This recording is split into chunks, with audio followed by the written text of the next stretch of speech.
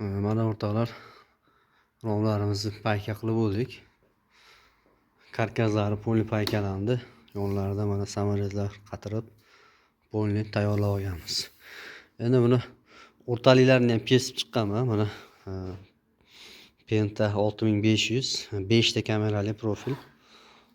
O'rtaliklari mana kesilgan, tayyor. Bu tomonda bitta to'ri 10 li romimiz bor edi, uni ham kesdik. Ularga ham o'rtalik kesilgan. Endi buni o'rtaliklarini mana bunaqa o'rta qayta stanokdan chiqarish kerak. Buning uchun hozir bitta 6000 Quattro Trio 5200 uchun tig' qo'yilgan. Uni o'zgartirish kerak. 6500 ga uni o'zini maxsus tig'i bo'ladi. Va hozir biz ishlatadigan profilimiz stvorkasi ovalniy profil, shuning uchun bunaqa shablonlar bo'ladi. Payka qilgan paytimizda stanokka qo'yiladi va kesayotgan paytimizda ham orqa tomoniga stvorkani orqa qismiga qo'yib kesiladi. Bunaqa shablonlari bo'ladi. Bundan foydalanamiz va mana bunaqa Akfa 6500 profil uchun o'zini maxsus tig'i ham bor. Shu tig'lardan foydalanib qo'yishimiz kerak bo'ladi. Hozir buni unga yechib qatirib o'tirmayman-da, pastda tayyor o'rta qaytga qo'yilgani bor. Bularni olib tushib, pastda chiqarib, ishda davom etkazib ketamiz. O'rtalik profillarni hammasini pastga tashidik hozir. Sizlar bilan shuni chiqarib, tayyorlab chiqamiz tepaga. Pastda stanokda tayyor qo'yilganda tig'lar, shuni hisobiga pastdan vaqtim ketmaydi. Sirazi chiqaraman-da, darchi ishlarni davom etib ketamiz.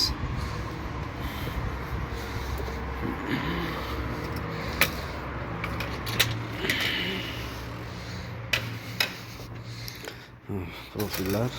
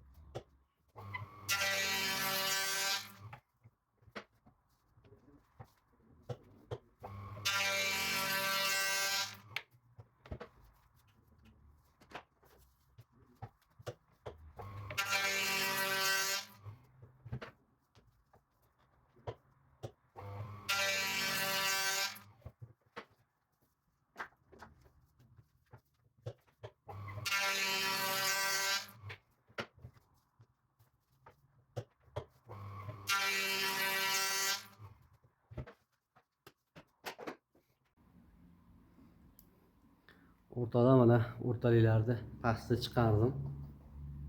Tayyor qilib, mana polni chiqarib oldik. Hammasi tayyor. Endi bunga metal kesamiz. Metalni misol 1.59 dan o'rtalik kesgan bo'lsam, 158 dan qilib metal kesaman. 1 sm minus qilinadi.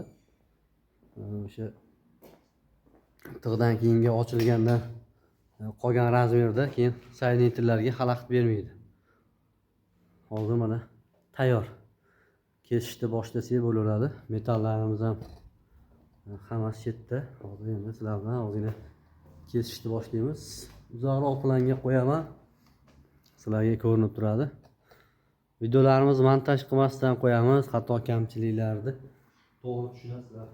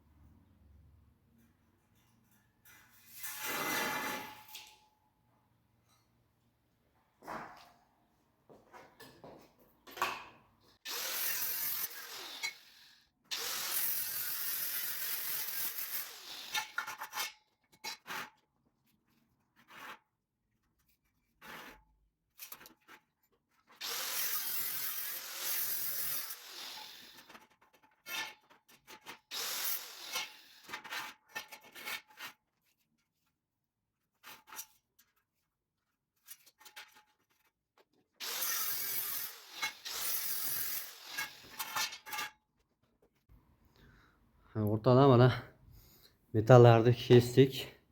Mana 3-4tasini solgan. Bularni ham solamizda. Keyin saydintillarni qatirishni boshlaymiz. Saydintillar buni Akfa'ni 6500 profilli o'z mo'ljallangan saydintillari bor. Mana shu o'zini saydintillardan foydalanamiz. Buni ichiga mana yozilgan 6500. Shu saydintillardan foydalanib hozir yig'ishni boshlaymiz. Bu joyga qo'yaman, sal uzoqroqdan sizlarga ko'rinishi udobniroq bo'ladi. Ba'zan o'zimiz ishni qilib turamiz.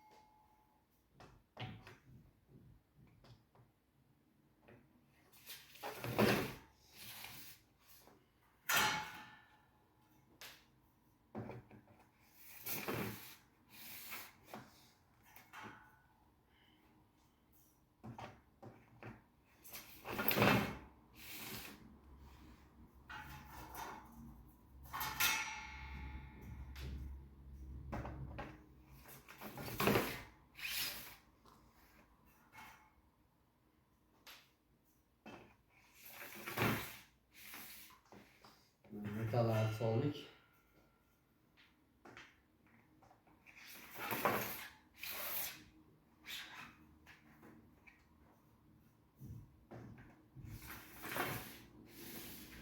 Metal solgandan keyin ikkala uchlarini bir xil razmerda qo'yamiz.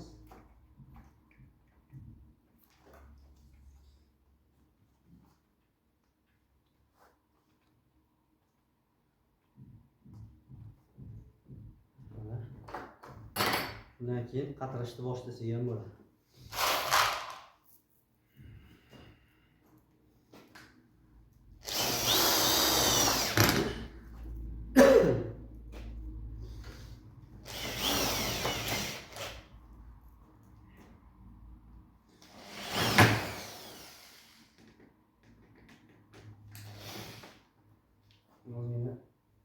Bir samolyotlardan chiqib turadi.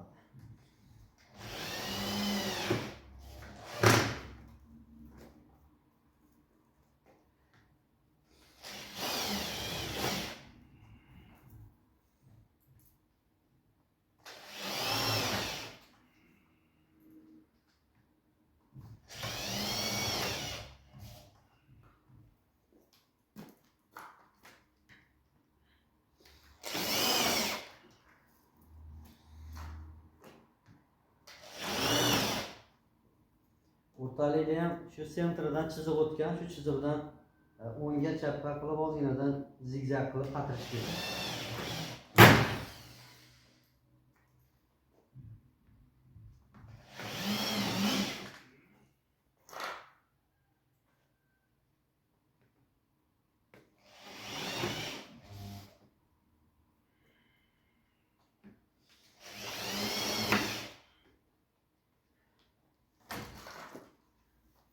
Mana shu holatda qatiydi. Hozir ikkitasini saydentirlarni ham qo'yamiz.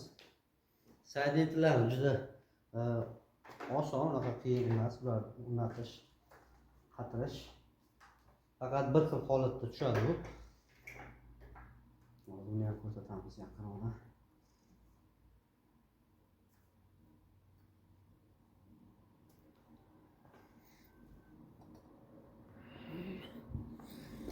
Saydentirlar mana shu holatda. Saydentirlarimizni tekis qismi mana bunaqa tekis qismi bor. Shu qismi mana shtapik tushadigan qismga tirab qatiriladi. Bu tomon tekis bo'lishi kerak. O'rta qayta ochilgandan keyin. Mana bu joyga kosamiz keyin tekis bo'lib tushadi.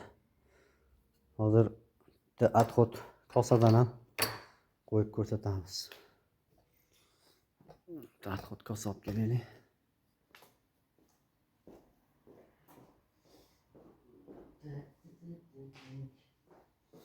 Mana отход.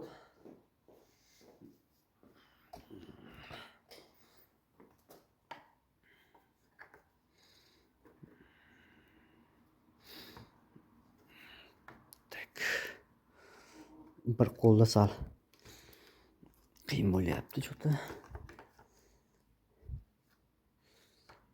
Olsak.